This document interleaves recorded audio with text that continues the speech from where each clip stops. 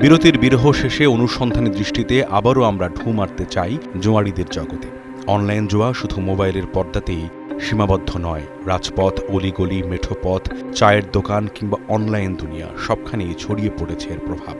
প্রকাশ্যে কেউ এটিকে জুয়া বলে না, কিন্তু ম্যাচের প্রতিটি বলে, প্রতিটি ওভারে বদলে যাচ্ছে হাজার হাজার টাকার মালিকানা। নতুন কেউ খেলতে চাইলে কিভাবে শুরু করবে? এটা কেমনে খেলে? 1200 করে আপনি কইছেন যে 80, আপনি 80 হয়েছে, 80 উঠে গেছে, আপনি পাইছেন। আচ্ছা 80 হয় না, আপনি ঠকছেন, ওরে দিতে হবে। অনলাইন জুয়ার পুরো ব্যবস্থার প্রাণ হচ্ছে অর্থ লেনদেন। মোবাইল ব্যাংকিং, ব্যক্তিগত অ্যাকাউন্ট এবং স্থানীয় এজেন্টদের মাধ্যমে কয়েক মিনিটেই টাকা পৌঁছে যাচ্ছে বিদেশি প্ল্যাটফর্মে। নগদ টাকা ডিজিটাল হয়ে মুহূর্তেই দেশের বাইরে চলে যাচ্ছে, আর সেই অর্থের সিংহভাগ আর কখনোই ফিরে আসছে না। এই চক্রের সবচেয়ে ভয়ানক দিক শুধু আর্থিক নয়, অনেকের জীবন শেষ হচ্ছে ঋণ, হতাশা আর আত্মহত্যার মধ্য দিয়ে। মাত্র 20 বছর বয়স ছিল নাহিদ রানার, সামনে ছিল পুরো জীবনটাই। কিন্তু অনলাইন জুয়ার নেশা সেই নাহিদকে থামিয়ে দিয়েছে অকালেই। পরিবারের ভাষ্য, দীর্ঘদিন টাকা হারিয়ে ঋণের চাপে ভেঙে পড়েছিলেন নাহিদ রানা। শেষ পর্যন্ত গ্যাস ট্যাবলেট খেয়ে নিজের জীবন শেষ করেন। এখন প্রতিদিন ছেলের কবরের পাশে বসে কাঁদেন তার মা। আমার ছেলে সিগারেট কোম্পানি চাকরি করতো, চাকরি করার পর টাকা নিয়ে গেছে, খেলা করছে, মোবাইলে কিছু খেলছে, খেলার পর সে নিজের জীবন নিজে আত্মহত্যা করছে।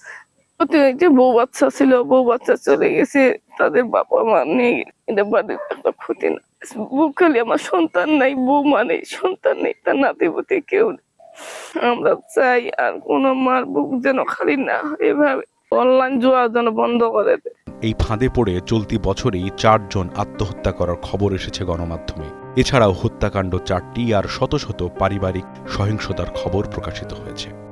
সেসব সংবাদের শিরোনামে চোখ বুলালেই বোঝা যায় কতটা ভয়ঙ্কর এই আসক্তি। আত্মহত্যাকারীদের মধ্যে আছে কিশোর, যুবক, প্রবাসী, এমনকি সরকারি চাকরিজীবীও।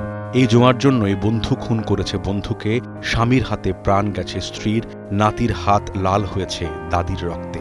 মানুষের মানবিকতা কেড়ে নেওয়ার পাশাপাশি দেশের অর্থনীতিকেও পঙ্গু করে দিচ্ছে অনলাইন জুয়া।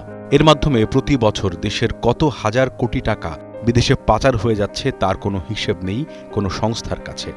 তবে সঠিক হিসেব জানা না গেলেও পাচারকৃত টাকার পরিমাণ যে হাজার কোটি টাকা, সে আন্দাজ করা যায় সিআইডির দেয়া এক তথ্যেই। গত মে মাসে অনলাইন জুয়ার একটি চক্রকে আটকের পর সংস্থাটি জানায়, মাত্র এই একটি চক্রের হাতেই প্রতিদিন লেনদেন হতো প্রায় 2 কোটি টাকা, যার বড় একটি অংশ ক্রিপ্টোকারেন্সি ও হুন্ডির মাধ্যমে পাচার করা হতো বিদেশে। আর বর্তমানে সারা দেশে সক্রিয় আছে এমন হাজারো চক্র, আর তাদের সম্মিলিত পাচার করা অর্থের পরিমাণ পাহাড় সম।